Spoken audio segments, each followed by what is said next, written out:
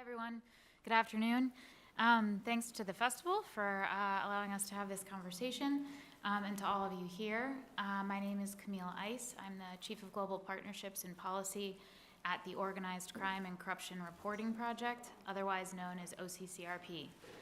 We're a global network of investigative journalists that works cross-border to expose crime and corruption so the public can hold power to account. Today, our topic of conversation is looking at non-traditional partnerships, and specifically how they can accelerate the impact of reporting.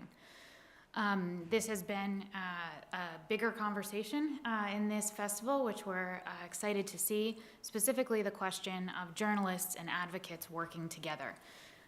This has been something that traditionally is against the rules for journalists, but what we're here to do in this discussion today is to look at two real-world models, two initiatives that have brought these different groups together, and to specifically look at how they've made a difference. What has it meant for the change that various stories can help realize in the world?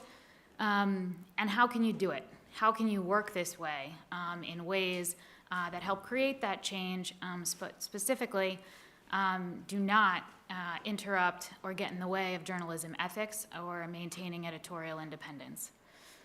The first of those initiatives is something called the Global AntiCorruption Consortium, also called the GACC. This is something that I personally had the opportunity to help get off the ground working with Drew and others back in 2016. It's now been around for about 5 years, and this is a global partnership between OCCRP's global network of investigative journalists and Transparency International's global network of anti-corruption advocates with more than 100 chapters in countries around the world. This GACC really got off the ground in the first place out of this recognition that those perpetuating corruption, those on the other side of the equation, if you will, have no qualms about working together. The world's most corrupt officials, organized criminal networks, they are highly organized. On the other hand, investigative journalists, advocacy groups, there have been these traditional barriers to looking at how they can work together. And there's also really distinct skill sets, distinct capacities and competencies. Journalists who exist and work, the role and the purpose is to tell the story, to put the information out there, and then to stop. Whereas advocates can take that information, they can package it in ways and really press for change. So our panel here today, what's cool about this group, I think, in front of you, is that we are all actually partners across OCCRP, Transparency International, and another initiative called the Anti-Corruption Data Collective, which Frederick will also tell us a little bit about today. Drew and Frederick have worked together on global, huge cross-border collaborations. OCCRP and TI have pioneered this GACC model, and certain members who unfortunately are supposed to be part of our panel today but can't be, is also across both the ACDC and GACC. To quickly introduce the panel, to my right is Drew Sullivan, who is the co-founder and publisher of OCCRP. To my left is Andrea Roca, who is here with us, standing in for Myra Martini, who's sitting up here on the front row. We were really looking forward to have Myra on the panel. She is a illicit flows expert at Transparency International and also on the steering committee of ACDC. Myra has unfortunately lost her voice today, so we are lucky to have Andrea here to my left, who is a strategic partnerships manager and works on the GACC for TI. We didn't intend for this to be a panel. Further to the left is Frederick Obermeyer, who some of you may know, is an investigative journalist with Der Spiegel, and was also one of 2 journalists to receive the original leaks behind the Panama Papers. He was a leader on that project, also on Pandora Papers and the Swiss Secrets with Drew and others. Frederick is a co-founder of ACDC. So with that, to kick us off, I think I'll turn first to Drew and just ask you, as a longtime investigative journalist, what was it in your work that really pushed you to try and think about giving this new way of working a shot in the first place? Right. So, I started off as an American journalist, and, in America, they love these kind of firewalls between everything.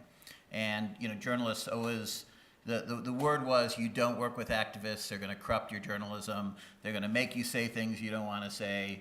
Stay away from them. They've got, you know, an idea on how the world should work. And that's how I grew up in journalism. You know, but then I moved to Eastern Europe and I started working in, you know, illiberal countries where crime and corruption were really quite severe, autocratic regimes and other places. And what I realized is the world was changing really quickly, and, you know, pure ethics are really it's something that only really works in countries that are functioning. And you need to think outside of the box and do things differently. And really, to fight corruption, there's really four kind of pillars. There's kind of the people who expose it, the civil society organizations and investigative reporters. And then there's the activists who really make it an issue and push for change. And then there's law enforcement, which, you know, arrests people and does things. And then you have kind of the policy people who put new laws in government. And those work in many countries, but they don't work in other countries. And why hamstring yourself by not communicating between those groups, you know, when we all agree that, you know, we're trying to stop corruption? And so it's what we thought of as we have to do something different. It's not working what we're doing. We have to try something different. And so we said, let's experiment. And so we got a grant to see if we could make this work. And, you know, 4 years later, you know, we studied this grant and looked at it, and what we found out, actually an independent organization came in and looked at our work and said, actually, you're 5 times more likely to get impact when you work together.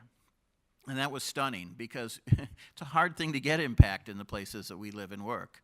And so when something actually works, you know, it's quite amazing. And we found that all these issues of, you know, worrying about, you know, being influenced by other people were really, you know, if you have good methods and good operations and do things carefully, you trust your partner, you communicate carefully, you don't have those kind of ethical dilemmas that you would expect that you have. It's actually worked out much better than we expected. And so we're big proponents of it, and we want to have more media and more organizations join us. Great. Andrea, maybe I'll turn to you. Just sort of breaking it down, you know, what in practice has having this partnership with OCCRP and access to that reporting, what difference has that made for the kind of advocacy work that you and your colleagues do over at TI? Yeah. Hi, everyone. And I suppose maybe I say what we try to achieve in relation to corruption, and it's really through this project, the mic, holding people accountable, and also disrupting the systems and the tools that are used to perpetuate corruption, and in particular cross-border grant corruption. And effectively, when the Panama Papers were first released in 2016, we realized that there was a huge opportunity there, but if we had been better prepared, we could have used that to have a better impact. And this is really what the GACC allow us to do.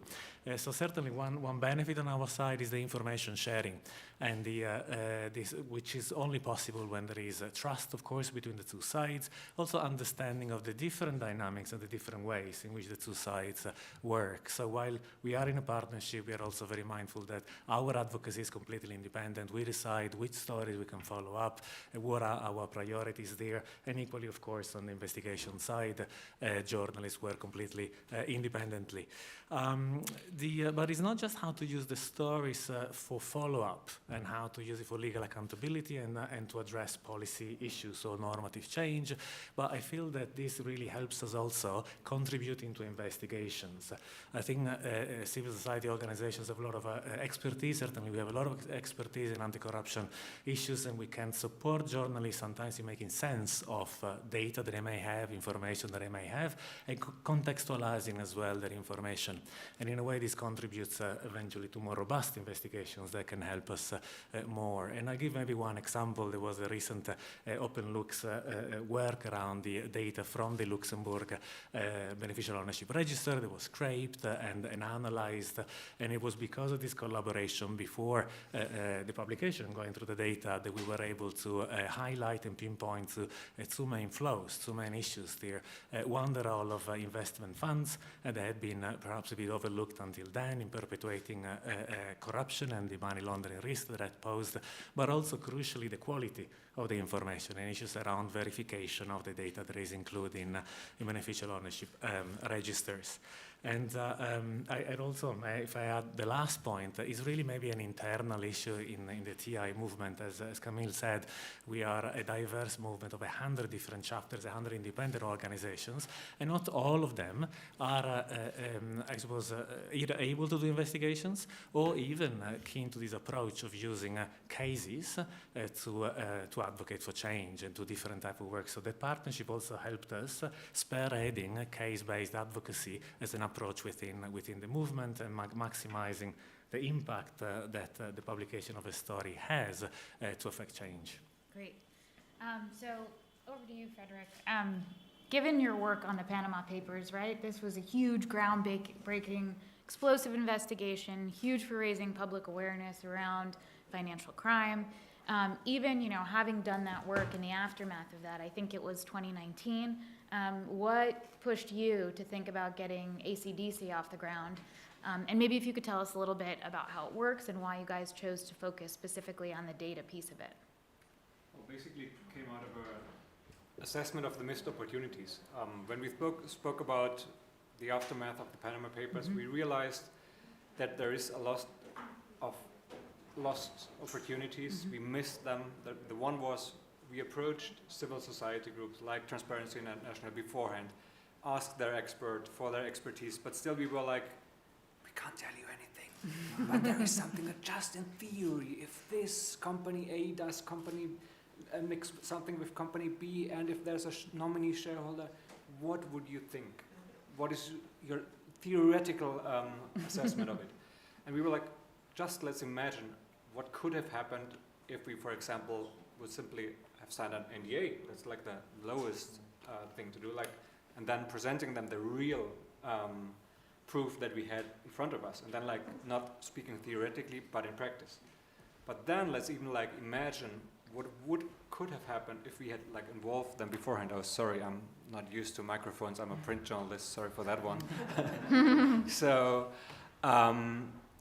That was basically the one part, and GACC, in my opinion, filled that field. They already assessed that lack of opportunities and found a solution. But the other thing is that after the Panama Papers, it was dozens, if not hundreds, of scholars and academics reaching out to us, asking, "Hey, you have 2.6 of terabyte of data out of a world that nobody knows of.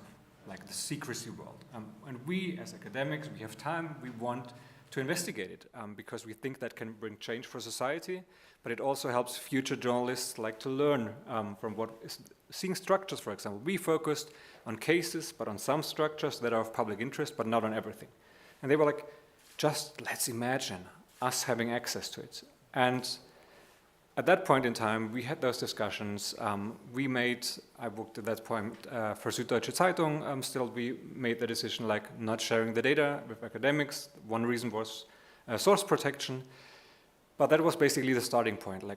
Let's imagine having journalists, activists, experts. I think activists is sometimes a little bit flawed. So it's experts. Let's face the facts. If we speak with Transparency International, we are not speaking in first line with activists. We are speaking with experts who have worked for years in this field. So, and then let's imagine let's bring programmers in, let's bring academics in. And that is basically the idea of ACDC, the Anti-Corruption Data Collective, bringing those groups together, building trust, and let's work together on long-term investigations. So that's basically we realized it will not work on specific cases. It's not useful to say hey, I'm Frederick, I'm working on this part. Would you as Professor XY join here? It's rather let's focus a field and let's build a relationship because this is all about trust.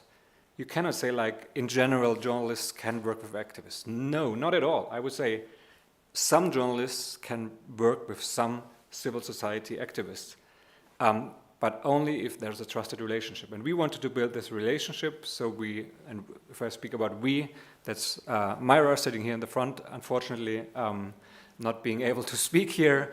It's David Zacconi, a professor of the George Washington University, and Zoe Reiter, who was formerly with Transparency International, but is now with POGO. And we thought we want to identify fields. One is real estate ownership, the other is private investment funds, and we want to evaluate together what can we do. Is there data sets that we can explore, that academics, as well as journalists, as well as, for example, TI could use? Is there fields where academics could basically use journalistic research to build on that? And that works. It was a slow process. This is not something like you can start like this and next day you have an investigation, but see the last weeks. We had so many investigations on Russian oligarchs building on what ACDC has done in the past. We have Washington Post covering it, CNN, New York Times. We worked with OCCRP on the Russian asset tracker and were able to help a little bit on that one. And I think that's what we want to create. We want to create a community building on trust where we can work together and where we don't have to rely only on NDAs or on like we publish something and later we can maybe speak a lot about things. I just want to hop in to ask you with that, given it's a newer initiative, what have you found to be the key challenges in doing that? You know, you've acknowledged it's not something that happens overnight. I think we'd agree with that, you know, from the OCCRP and TI side as well. But what would you identify as something that you've had to proactively work through, you know, after having taken this decision to work like this? One thing is, again, trust, to build trust. And that's always so simple. You can, like, hey, let's build trust. No, this takes a lot of time and it takes a lot of, like, conversations and trying to understand the other side. But especially that, like, understanding cultural differences. Journalists work differently than scholars and activists. Especially the academic side is something where I think there's huge potential out there, but you have to explain professors how journalists work. Like, what is, if a professor understands something or explores a data set, what is interesting for a journalist? What brings a journalist to pick up this research? This is something that is a process. And for example, Michael, sitting here in the front row as well, he is, that's Michael Hornsby, he's focusing a lot on basically filling these gaps and creating understanding of this is what journalists do, this is what academics do, this is what activists do, like translating. Drew, coming back to you, what about, you know, on behalf of OCCRP with journalists all over the world, a number in dangerous places, what have you found to be the greatest challenges? What are some ways that you have over the years managed working through them? And specifically, you know, how have you been able to uphold the integrity of OCCRP's reporting? Right. I mean, one of the challenges has been, you know, some well-known organizations in the media space have been critical of the work that we're doing. They've openly said at conferences it's unethical to do this kind of work. So there has been some kind of pushback from, you know, what you'd expect from traditional media. In the field, the challenges are much different. You know, a lot of it has to do with, you know, as we adopted this, when we first adopted this 4 years ago, not even everybody in OCCRP was necessarily on board at first. And so we had to kind of explain it and educate our journalists on what was happening. Some journalists took to it a little too quickly. They were, you know, willing to share everything, and, you know, we had to kind of back them off a little bit. Others, you know, wouldn't share at all. We had to, you know, get them to move forward. Eventually we found the proponents, you know, in the organization who really pushed it. You know, Paul Radu, who's in the back, is a co-founder of OCCRP with me. The fact that both of us stood up and said, we really want to do this, we really want to try to make this work, I think helped a little bit. We have excellent partner organizations that jumped on. But, you know, there's always logistical problems. You know, in one country, the TI office doesn't like the particular reporter or vice versa and won't talk to them. And, those kind of things happen all the time. And so you got to kind of work around those. But I mean, it's one of the things. It's you take advantage where you can. It's a matter of you take an opportunity if it's there. If it's not there, then you miss that opportunity. But next time you go. And I think what we found is that TI sometimes wants to work beyond OCCRP's capacity, and OCCRP wants to work in other areas of activism that TI may not work in. And I think that's, it's matching up those types of things. But, OCCRP was an early practitioner of collaborative cross-border investigative reporting. And so we lived in the world where we communicated and we worked with people of very different cultures, working in different languages. And so we became pretty good at kind of working in this collaborative space. And so I think that helped a lot. I think it's going to be harder for organizations that are much kind of more traditional. The New York Times this will be really difficult for them to ever try to do this. But for people like Süddeutsche Zeitung and the Obermeyer twins, they're early adopters, and as you find more and more early adopters, you can build those kind of networks and teams to be far more effective, and that's what we've been learning, how to be far more effective. I want to turn back to Andrea, but just a quick administrative note, since we're not able to do the Q&A actively in person here. For anyone who has questions, please send them directly to me on Twitter. Please send me a direct message at Camille Ice, first name, last name, on Twitter. And we'll leave some time at the end to take all your questions that way. So send them in, and I'll share them in a few minutes. Over to you, Andrea. You talked a lot about what this kind of partnership allows you to do. What makes it hard work on a day-to-day basis, and what are some of the challenges that you guys have faced that makes a difference with whether you can really do something with this? There's certainly many. I mean, it's a work in progress now, and there's constantly, you talk about trust and how long it takes, but also understanding how each other works is something that takes maybe even longer, no? And how to reconcile certain differences. And certainly one of the challenges for us is how early in advance we can know about a story. Mm-hmm. There are sometimes the whispering, as you said, Friedrich, but there are sometimes limitations, especially when an investigation is a collaborative one with many other media outlets that may have a different approach. At the same time, for us, how long we have in advance to prepare is absolutely key. We have really seen that the window of opportunity sometimes is fairly short, it's fairly small. And if it is an area where we've been already working for long, we would have already a policy position, we know what we are doing, and it's easier, I suppose, to take the opportunity.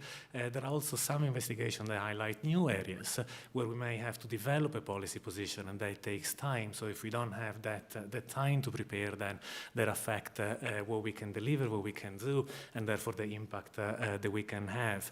And I suppose in relation to this, to give a flavor of some of the other challenges, one is also the how long it takes to achieve impact. No? I mean, the story is out there. However, it doesn't mean that a story is enough for us. There are countless examples where it takes effectively years to create change that we can really put out there as an example of strong impact. We've been working since 2017 on the golden visas, so-called, no? The investment by citizenship or residency by investment schemes, and the early stories were around that, but it is only really now that there has been a very strong movement at the EU level to ban them, and it took effectively 4 years of work on that. Just to follow up on that, can you talk a little bit about what it means for the legal accountability part of all of this, and some of the issues that crop up there? Yeah, when you're pushing for sanctions or actual criminal cases. Yeah, that is, I think, a key area where the partnership has clear benefits. No? Journalists can't give the information to or be in touch and collaborate with law enforcement. There are clear limitations there. Civil society does not have. And we certainly try and use investigations to push for journalistic investigations, to push for criminal investigations by law enforcement. Obviously, when you are dealing with countries where there is no rule of law or huge issues there, you know that the can't be any movement in the particular country, and this is where we try and see what are the jurisdictions. If there is a cross-border investigation and there is a cross-border angle, what are the jurisdictions we can try and use, but also what alternative ways. No? So I think for us, criminal accountability and criminal investigation are the ideal. We want to get there. Sometimes you can't certainly use in sanctions, like the Global Magnitsky system in the US, in the UK now, and within Europe is also one important tool. However, and this again is how we work differently. No? You can have a leak that you can use as journalists to put out your story, and law enforcement can't necessarily use the same documents depending on how they've been obtained. They may not be usable in a court of law. And there's another example of limitations that affects also the impact that we can have on the legal accountability side. So we've talked a lot about, in theory and in practice, what does this mean? But what are some of the examples, right? What kind of change have these kind of partnerships actually resulted in the world? And I'll turn back to you, Drew, first to say, what do you think is the greatest success you've seen out of working with TI, or that one of your, one of the journalists across OCCRP would say, hey, this really made a difference for my story? I mean, there's a lot of examples. I mean, what comes to mind is, we did a project in the Gambia where we looked at Yahya Jammeh, who was the 2-decade-long autocratic ruler of the country, and he fell, and journalists started really looking at where all the assets went. And so, the beauty of having somebody who takes your stuff and then, files a suspicious, wealth order or, Magnitsky filing or something like that is really, really cool, because that gives you the effect. And so he had properties that were seized in the United States after that because of the work of the fine folks at TI. And then the Azerbaijani laundromat is another good example.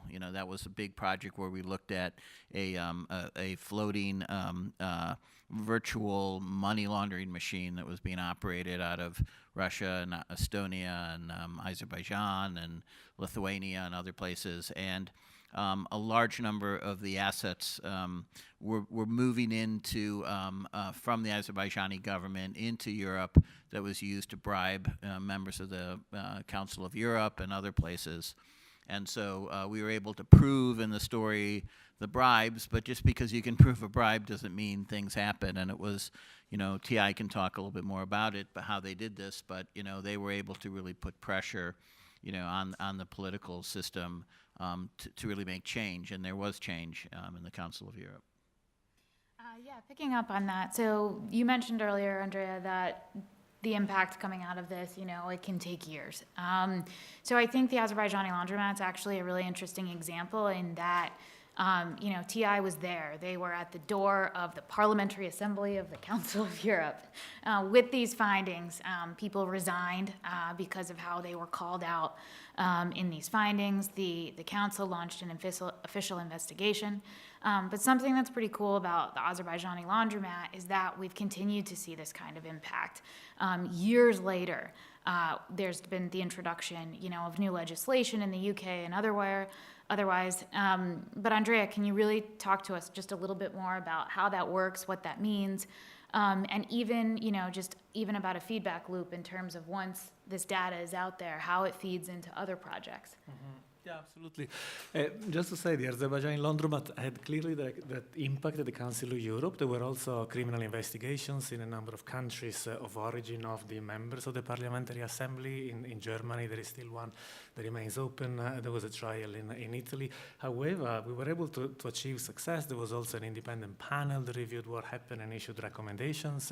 But still, the Council of Europe has not worked on another of our key recommendations, which is to create a permanent investigative body that can effectively prevent this from happening again. So there was an investigation, there was a report about that particular instance.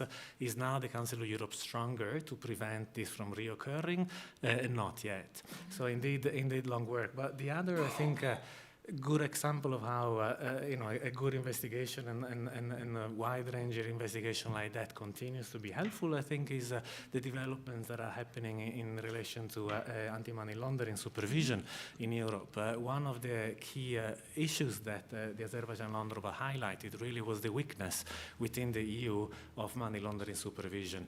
In Denmark, which was one of the key countries there, Danske Bank was one of the banks involved, and there were only 7 people in Denmark in the government that effectively had as a task the supervision of and oversight of the banking system.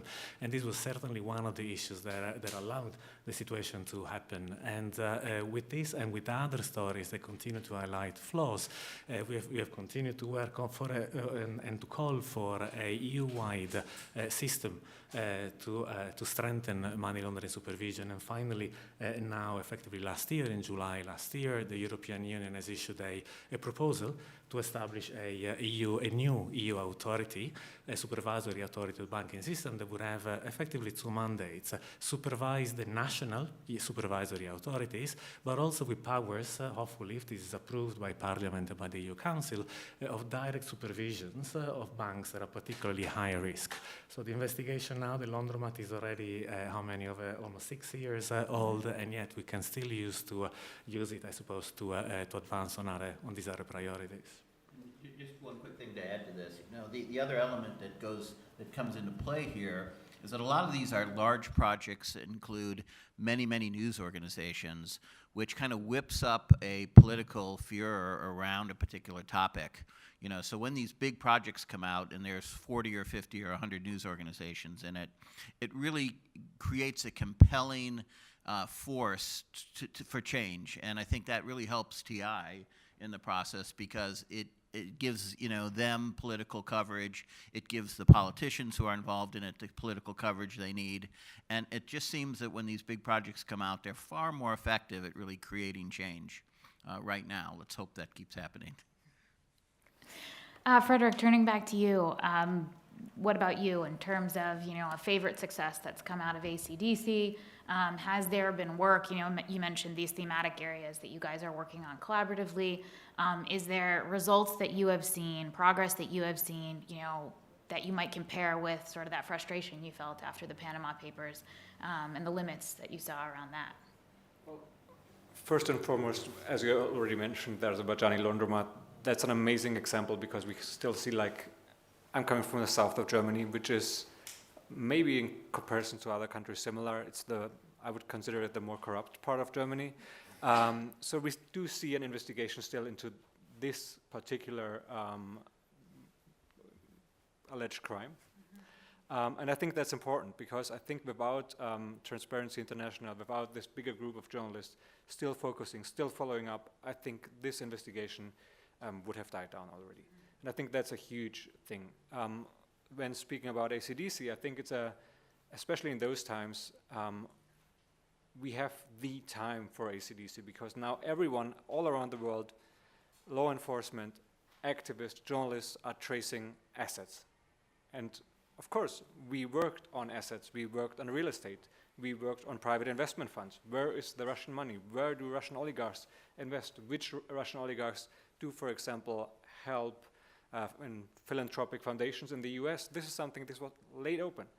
My colleague David Sacconi and Florian Hollenbach, a professor in Copenhagen, they have told me the past 10 months already, it's there's a database and nobody's taking care. No journalist is interested in it at all. And we were knocking at doors on newspapers, in newsroom, there's a database, you only have to look into it. They even have a nice Excel spreadsheet. I'm not good in Excel spreadsheets, but even I can work with that one. And there was not that much interest. And now, the Ukraine war, everybody's interested. And I think there you can see, building up those relationships. This was a missed opportunity for many newsrooms, because the data was out there already. You could have done it before. And speaking about time, I think we all have to realize this is all a long-term effort. We have just last week seen a raid in Eastern Germany based on Panama Papers data. That was, Panama Papers, an old story. That was 6 years ago. So you see how slow things work on the law enforcement side, and I think what journalists, what activists, and what academia are currently doing is speeding up, getting faster, And my personal hope is that law enforcement finds a way of like, not keeping up because I think that's unrealistic, but getting closer to it. We're still using Panama Papers, by the way, so even the journalists are sometimes slow. Drew, I might turn back to you just on this issue of law enforcement. In terms of, you know, we talked about sort of these different anti-corruption actors working, you know, with these barriers between them, and the relationship between journalists and law enforcement. It's a complicated one. But, you know, the desired effect of putting a lot of this information out there, you know, is that official action will be taken. So maybe you can talk a little bit about how OCCRP works with law enforcement, or at least how you've seen the value of that reporting when it comes to official action. So the problem we have with law enforcement is, you know, we cover them. You know, we try to hold them accountable. We're constantly looking at them. You know, it's something we, you know, that's an issue. So it's difficult to cover somebody and also cooperate with them. You know, we talk to law enforcement all the time. You know, they're sources for us. You know, some of us, you know, are sources for them sometimes. There's communication that goes on. But we really do have to keep, you know, a separation. And we can't really help law enforcement, you know, directly, you know, in some senses. So, you know, we can't give information to law enforcement, but we can send them to partners such as, you know, TI, because TI can work with law enforcement. They work with law enforcement all the time.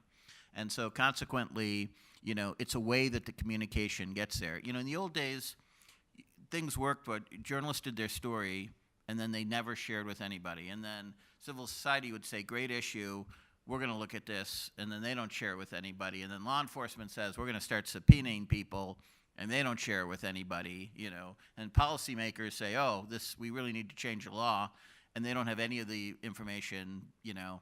We have to kind of break down those barriers, and, you know, we can't always do it directly. You know, when law enforcement comes to us, we don't help them. You know, we got to talk to organized crime people too. If they think we're helping law enforcement, you know, that's a safety issue for us.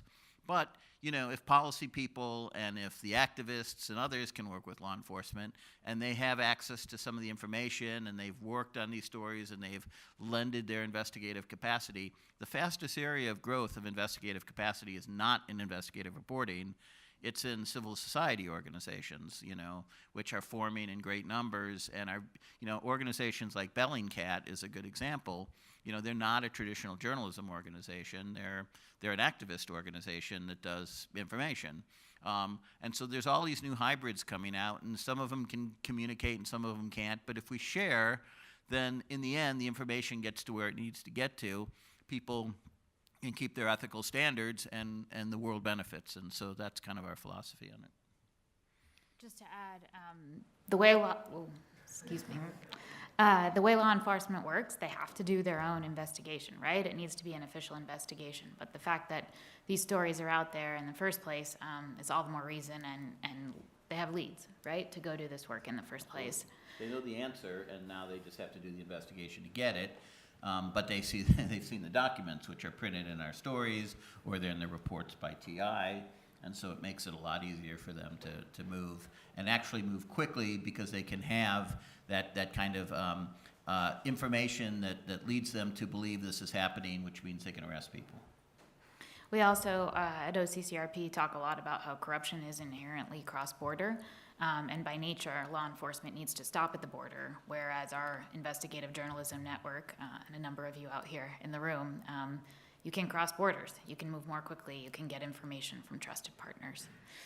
So I have some questions coming in, but want to encourage you out there, if you have anything, please, again, sorry that we have to do this, but send them to me on Twitter. It's at Camille Ice. I'm going to take the first question that's come in, which is an interesting one, probably for you, Drew, but I'll turn to others. As a freelance writer pitching long-form features to major U.S. news orgs, I find editors need a lot of reasons to say yes, but only one reason to say no. What's been the effect of this partnership with TI on your partnerships with news organizations? Well, I mean, I think it's difficult for freelancers to be investigative reporters. You're kind of unicorns anyway. It's a really difficult thing. I mean, I think we're completely open to any story that comes in. So we're a lot different from traditional news organizations. All our stories come from, either partner organizations or, working journalists. And so it's fairly easy. We do a lot of work with freelancers who do a lot of different stories. I think the traditional news organizations are the ones that are missing out a little bit here. And the other thing is that partnerships. A lot of freelancers work in other areas. They don't just work in journalism. They do reports sometimes for civil society organizations. They do editing for these types of organizations. So there's just a lot more avenues, I think, in kind of these collaborative spaces to do more work and to work together. Am I answering the question? I'm sort of wondering, though, like, you do an investigation and then you go to the Washington Post and you say, hey, we have all this awesome stuff, do you want to write a story about it?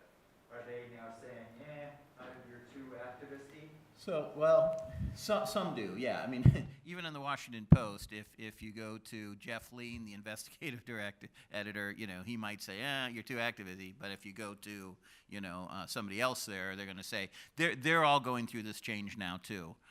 They're all facing this, and they've handled it really, really badly, to be honest. So I think they are starting to realize that they need to leverage other people's skills and abilities, especially, Washington Post a couple months ago announced they were going to, after many years ago dropping their international network, they were going to send people out as correspondents around the world, which is stupid.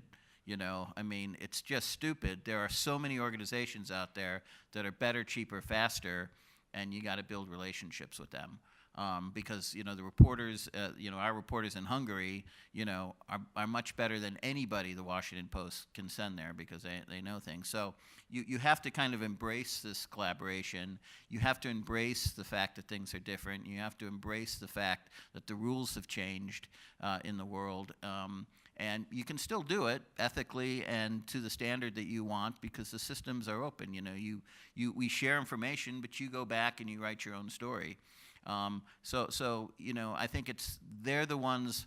The American organizations are the worst because, they're very competitive still. They see this as kind of stories as zero-sum games. And I think that the Europeans are much more smarter on this. And have really adopted this to a much better extent. And I think that the Americans will eventually come around to it, because if they don't, they will lose out. They've already lost out. Most of the gigantic, huge collaborative stories that have gone in the world have been in Europe. They've not been in America. America has been losing out. I'll turn over to you, Frederick, to add to that in terms of, from the European perspective. How has this new way of working for you, has it affected your relationship with news organizations at all? I think the most important thing is that we have to face realities. If you work in those international collaborations, it would be naive to think that even if you believe in this strict Chinese wall way of working, that civil society organizations wouldn't realize that there's an investigation going on. Especially, let's imagine an investigation about illicit money flows, that what I've done in the past. It's like if you work with 100 reporters all around the world on those topics, everyone has his or her experts, and most of them are then, for example, sitting at Global Witness, Transparency International, and they're calling them. And if 6 or 7 reporters are calling at Transparency International asking the same questions, hey, let's face realities. Transparency would smell the rat anyway. So that there's something going on, and if there's so many reporters asking exactly the same questions. So I think there's a way and a huge advantage in being a little bit more upfront, because then anyway, there are strict ways of still keeping the distance. We would never for example, if we work with an expert with Transparency International, we would never allow this to be an interference in our editorial policy or journalistic freedom. This is off limits, and if they would try, we were like, hey, stop it, there's the door, but it doesn't happen. I think both sides can profit from it while keeping your independence.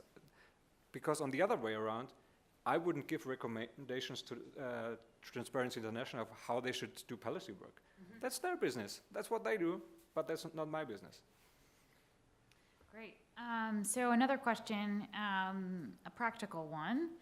How do the partnerships work regarding resources and financing? Do NGOs and media outlets share expenses, and who decides who has to bring in what resources, other than man-woman power? This is a great question, and I think Andrea and I can both. Yeah, go ahead. It depends, I suppose. That's the bottom line. I think certainly I see ourselves as more effective when we go together as well, because what we are selling is a partnership. What we are selling is these synergies that can maximize impact. So I think we are more successful if we go with this concept and try and mobilize resources on the basis rather than us going on corruption issues, saying that we work with journalists, but how that is done or no, what do they see? And equally, you going the journalists going separately. That is obviously only possible if there is I suppose a long-term partnership as GACC. A lot of the collaborations that happen are also ad hoc. No, we don't work only with you. We don't work only with you. We work with a variety of other journalists, and equally you work with and you are in touch with a number of NGOs. So that there are obviously limitations to that. But I'll mention maybe something else, which I think is really helping in strengthening capacity, which is the fact that you don't always need money. Right, to collaborate and to strengthen impact. One of the things that we are trying to do to build stronger legal accountability work using these investigations is exploring better synergies also within civil society organizations, where I think there is not this fear of collaboration. No? I think if there is in terms of learning, what certainly civil society can teach, so to say, to others is how to work together, because it's really the tradition and the norm in the sector. But we are discussing with, say, human rights groups or environmental groups. They may have specific cases or may be interested in your investigations to see how we can build a stronger case. I come, in fact, from the human rights sector, and in a number of cases of, say, indigenous communities fighting against big development projects in relation to evictions and human rights violations, there is always a corruption angle. Now, typically, the human rights NGO that is supporting that case from the human rights angle has no capacity to build the corruption-related angle.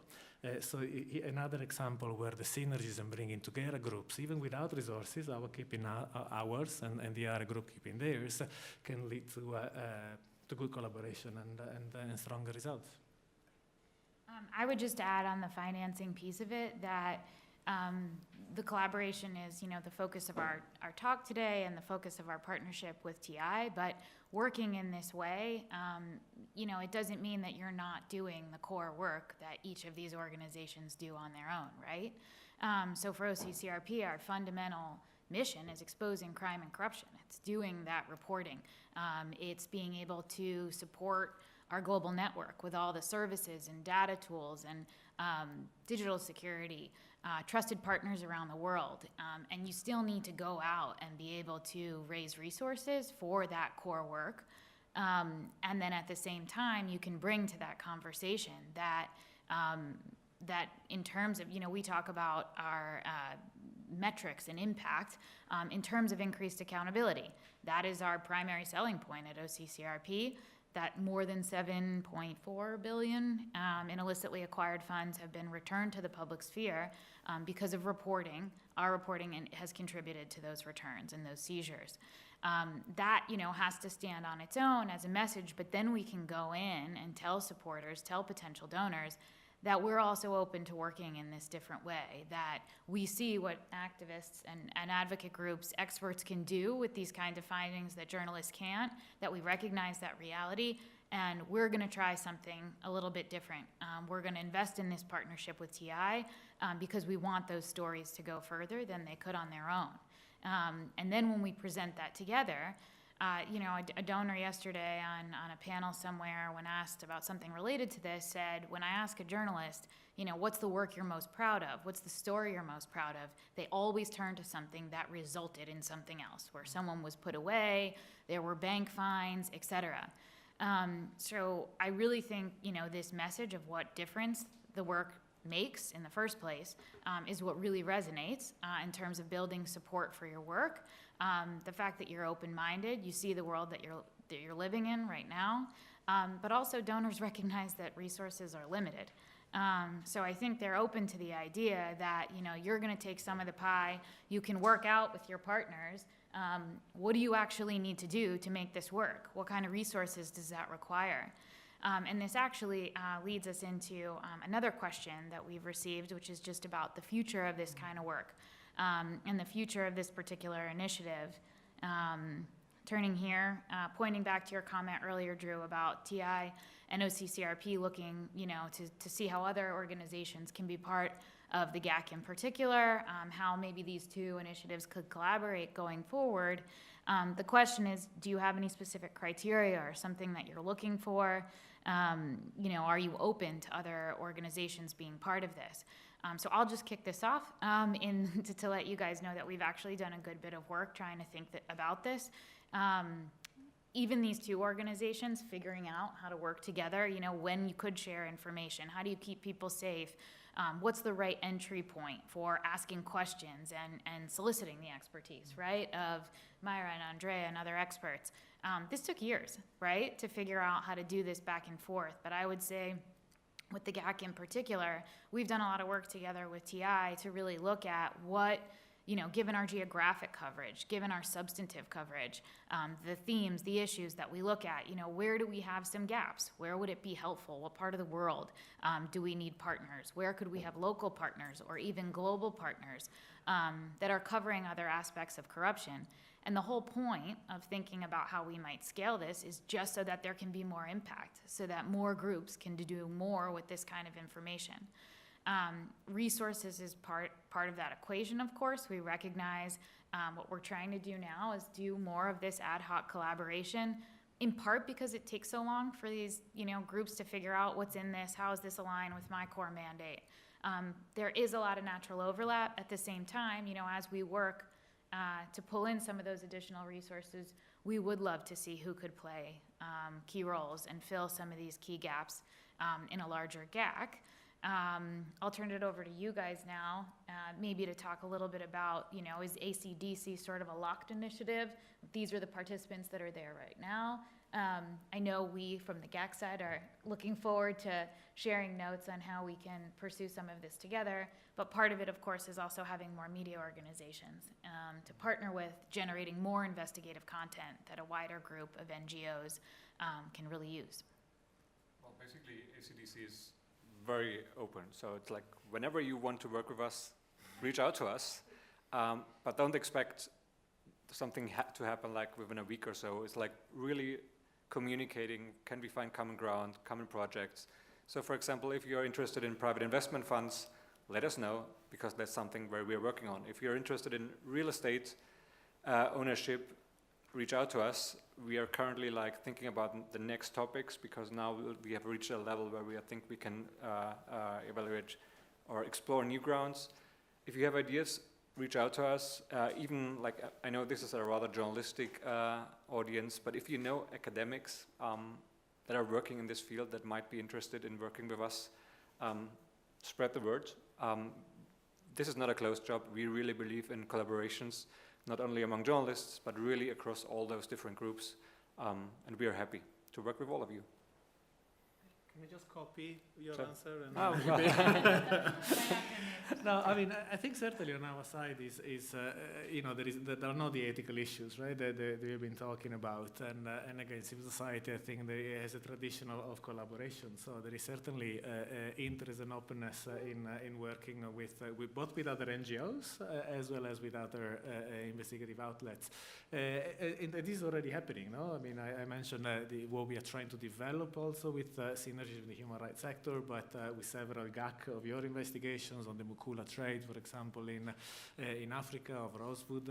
We've been working with environmental groups to bring also this to the CITES, the Convention on Endangered Species. So there's, certainly openness, but the resource issues is obviously, I mean, there for everyone. No? There's no doubt about it in terms of capacity to respond, and this is where we are hoping also that an expanded GACC can not only bring in others, but also support our own or increase our own capacity as well as yours to work on this. Just do more. Yeah. Right. I think one last thing about this is that I think where this is going in the future is actually beyond these groups into the public and really working with the public to get involved in this whole process as well. You know, as information gets more difficult to get a hold of, you know, the public has, you know, they run all these autocracies and they run all these, you know, criminal networks and they run all these things. And so, you know, where we're going is in the fight against corruption is really bring everybody in, you know, to the fight against it. And I think we have to really think of ways, and we've started doing this at OCCRP, is how can you bring the public into this process? Because that's the ultimate final step to bring them in. I think we're going to get cut off here shortly, but we have one final question. I'll just throw it out really quickly. In terms of, Drew had mentioned earlier that, you know, a lot of our work at OCCRP is in authoritarian or less democratic settings, whereas ACDC's work has focused more in the US, in Luxembourg, and there's a question just about what's been the reaction from US media, policy, and others to working in this way in that environment. Well, basically from our side, we are open to all those environments because we really believe that it would be like, for example, as you mentioned, we are currently working a lot focusing on the global north. Of course, we want to do more on the global south, but it's by far more difficult from the academic side, from the journalistic side. It's like, I know that working circumstances there for journalists and for activists are by far tougher than we are here in the north. So this is something where we like aim for. And again, if you have ideas, we are open for it and are happy to work in these environments. But speaking about autocratic countries, I think this is, for me, this is not too bold anymore. It's like we see like the fingers of those regimes in nearly all Western countries as well. It would be naive to say like, oh, ACDC is focusing on the US, so this is a Western country and their autocrats are somewhere else. It's like, hey, they're there as well. You don't see them that open, or let's say currently, I mean, in the past years, it was by far more open when it comes to autocratic tendencies. Just the other part of that to close on is that, you know, across these environments, I think what a lot of these investigations shows and why it's so critical to have partners both locally and globally that can follow up on these findings is because these are global stories, right? These are cases of domestic corruption or local corruption, but that are funneled through the Western financial system. It is, you know, we talk about how we have to be global as an organization to follow the money because these money flows are moving around the world and it involves all kinds of environments and it requires change in a number of countries, some deemed democratic and others less so. So on that note, we will wrap it up. Thank you, everyone. And if I didn't get to your question, I apologize, but we'll be here for a few minutes.